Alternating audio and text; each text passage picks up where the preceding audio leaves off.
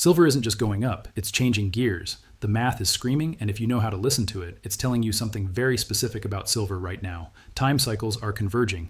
Geometric price levels are lining up. Long-term structures that normally sit in the background are suddenly all pointing in the same direction, toward an acceleration phase that could push silver into triple-digit territory. We're talking about price objectives at $100, $112, and even $125 per ounce being highlighted by multiple independent analytical frameworks. This is not prophecy. This is not draw a line on the chart and claim destiny. These are probability windows, time cycles that mark when volatility tends to explode, geometric projections that mark where price often stalls, reverses, or blows through, a structural breakout that says the calm, sideways years are over and the hyperbolic phase has begun. If you care about silver, this is the moment where you either understand the structure or you get thrown around by volatility you don't understand.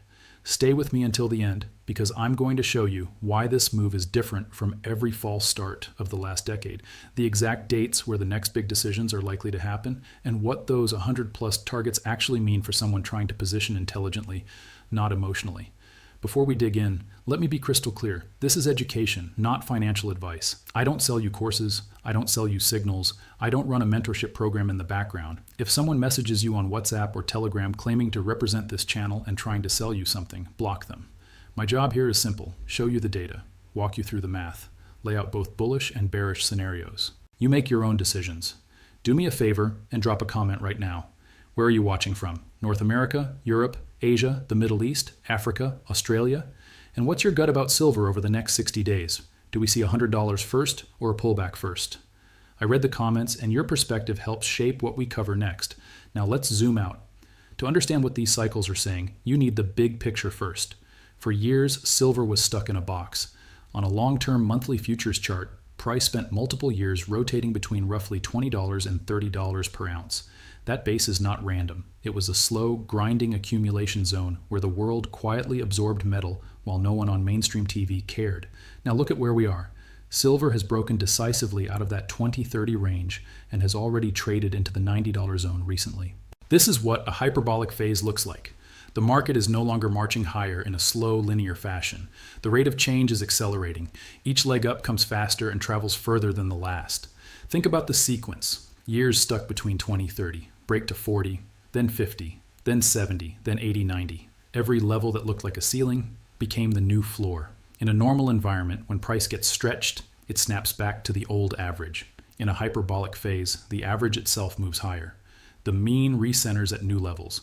So if you're still thinking, maybe we go back to $25 and I'll buy there, you're trading the current market with a 2018 mindset. The structure is telling you we've moved from slow bull market to accelerated price discovery phase. That's the foundation.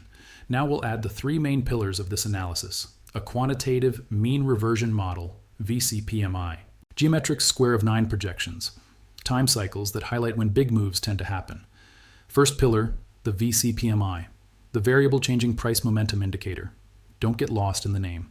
Here's the simple idea. It's a quantitative mean reversion model. It uses volatility and probability to mark levels where price is statistically likely to snap back toward equilibrium. It defines extreme zones above and below a dynamic mean. In a typical market, when price tags those extreme upper bands, you expect a pullback. When it tags the extreme lower bands, you expect a bounce. But in a hyperbolic phase, something different happens. When price closes above those extreme resistance bands after a long consolidation, the model doesn't just say overbought, it says new fractal, higher regime. That's exactly what silver has done. The breakout above the 80-90 region signaled a transition into a momentum environment where the entire curve of normal is sliding upward. In other words, the mean reversion target isn't back to $30. The mean has migrated up into the 60s, 70s, 80s, and is still climbing. This is why waiting for 2020 style prices can be fatal. The statistical center of gravity has moved. The key takeaway from VC PMI right now: silver has closed above key upper probability bands. Historical behavior says that once this happens after a multi-year base, price tends to run toward the next major geometric resistance levels relatively quickly. And that brings us to the second pillar, those geometric levels. The second pillar is square of 9 geometric projection, based on W.D. Gann's work. Gann's core idea was simple but powerful. Markets move in harmonic geometric patterns, and price and time are mathematically connected. Using square of 9 calculations on silver's current structure, 3 major harmonic resistance zones stand out: around $100, around $112, around $125. These are not magical numbers. They're mathematical intervals where markets often pause, consolidate, or temporarily reverse before continuing in the direction of the primary trend. You should be skeptical. That's healthy. Geometric analysis is about probabilities, not guarantees. Here's why these numbers deserve attention now. Those $100, $112, and $125 levels aren't just showing up on a single chart with a single method. They're showing up at the same time as a confirmed structural breakout on the monthly chart, a VC PMI regime shift to a momentum environment, and as we'll see next, time cycles that cluster in March and April. When three independent tools, a mean reversion model, a geometric tool, and a cycle model, all highlight the same price zones, that confluence is what serious traders pay attention to. Price tells you where. Cycles tell you when. Let's talk about those dates. The windows where silver shows its hand. Third pillar, time cycles. Instead of asking, what price? Cycles ask, when is the market most likely to make a big decision? Right now, the cycle work highlights three main windows: February 27th, March 3rd, March 8th, March 12th, March 18th, March 24th. Here's what they mean in plain language. These periods are when volatility expansion is most likely. They mark inflection zones, turning points, accelerations, or exhaustion points. The first window, Feb 27 Mar 3, acts like a primary trigger. Breakout or breakdown structure here often sets the tone for the next few weeks. The second, Mar 8-12, behaves as a follow-through zone. If the first window was bullish, this window often carries the move further. If the first was bearish, this can be the second wave lower or a test of support. The third window, Mar 18-24, is the dominant cluster. Historically, clusters like this mark major turning points, either a temporary top after a big run or the start of the next strong leg.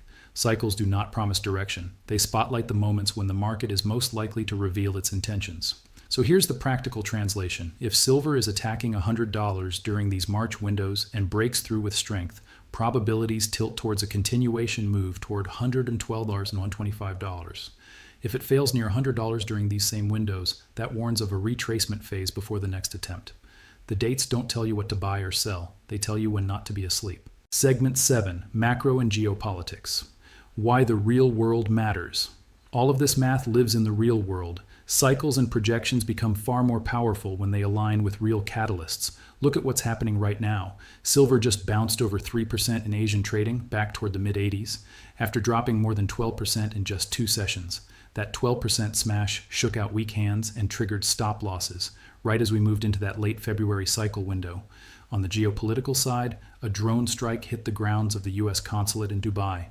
The U.S. closed embassies in Saudi Arabia, Kuwait, and Lebanon, telling Americans to leave certain countries. Israel has launched ground operations in southern Lebanon against Hezbollah and reportedly hit a building where Iranian clerics were meeting to choose a new supreme leader. This is escalation, not calm. President Trump warned that this escalation could pave the way for an even more hardline leadership in Iran, basically admitting that the outcome here is highly uncertain.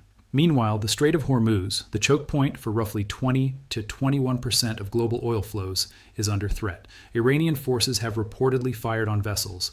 The U.S. is talking about escorting ships and providing insurance support to keep traffic flowing.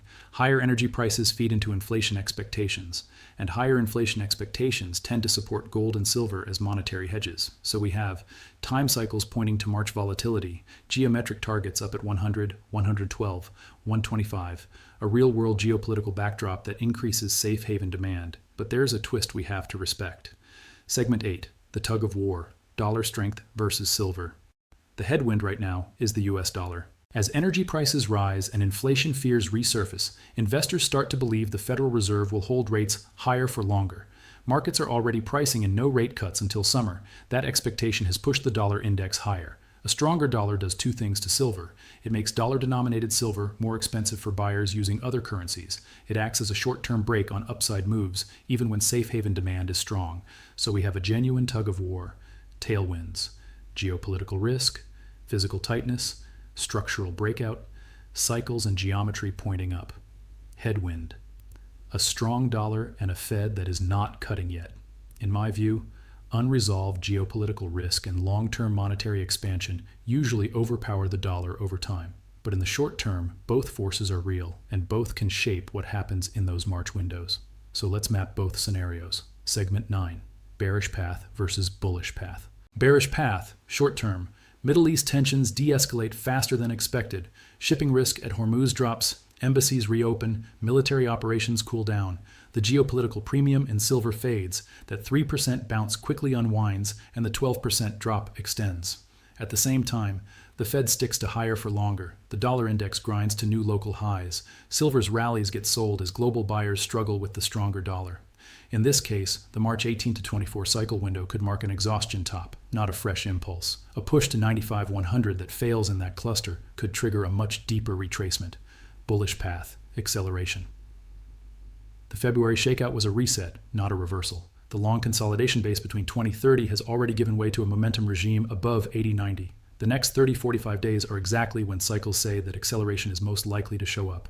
Layer on. Geometric levels at 100, 112, 125 lining up with those March-April time windows, ongoing geopolitical uncertainty, ongoing physical tightness, COMEX drawdowns, Asian premiums, Indian demand. In that environment, the 12% drop looks like a shakeout, a violent test designed to flush weak hands before the next leg. Breaking $100 during the March windows opens the path toward 112 and 125 with much higher probability. Hyperbolic phases don't move like gentle trends. They come with fast rallies, sharp drops, and very little time for the average investor to think calmly. The real work is deciding which scenario are you positioned for, and does that match your risk tolerance and time frame. Segment 10, Practical Positioning, Traders versus Long-Term Accumulators. Understanding the math is useless if you don't know how to apply it to your situation. First, those dates again. Feb 27, Mar 3, Mar 8, Mar 12, Mar 18, Mar 24. These are attention windows, not buy on this exact date instructions.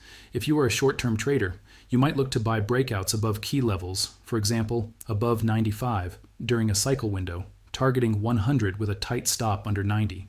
Or if price spikes into 101 and 12 during the dominant cycle window and fails hard, you might treat that as a short-term shorter hedge zone with clearly defined risk.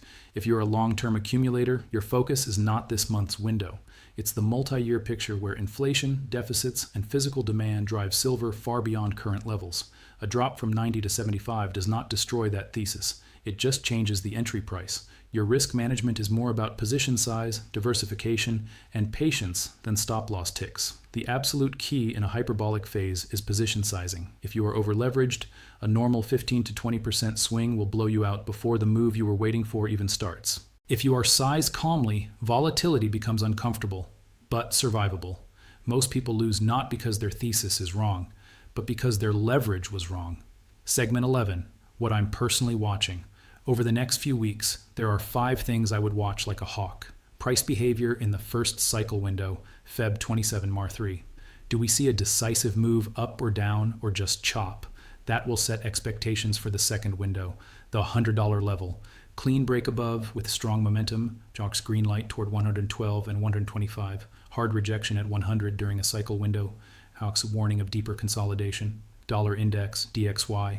Continued strength caps upside. A reversal lower removes a major headwind. Middle East headlines. Any new escalation, strikes, or shipping disruption is bullish for safe havens. Clear signs of de-escalation take the geopolitical premium out of the metal, the dominant March 18 to 24 cycle cluster.